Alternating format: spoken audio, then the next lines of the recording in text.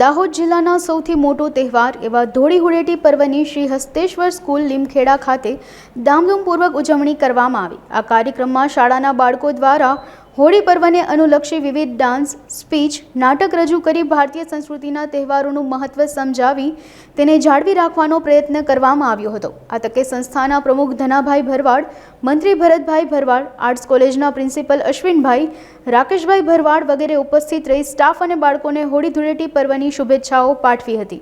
આજરોજ શ્રી હસ્તેશ્વર સ્કૂલ લીમખેડા ખાતે હોળી પર્વની ધામધૂમપૂર્વક ઉજવણી કરવામાં આવી હતી।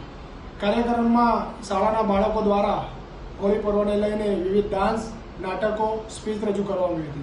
કાર્યક્રમમાં સંસ્થાના પ્રમુખ શ્રી ધનાભાઈ ભરવાડ સાહેબ, મંત્રી શ્રી ભરતભાઈ ભરવાડ સાહેબ, આર્ટ્સ કોલેજના આચાર્ય અશ્વિનભાઈ પટેલ સાહેબ, રાકેશભાઈ ભરવાડ સાહેબ વગેરે ઉપસ્થિત રહી હોળી અને ધૂળેટી પર્વની દરેક બાળકો અને સ્ટાફને શુભેચ્છા પાઠવી હતી।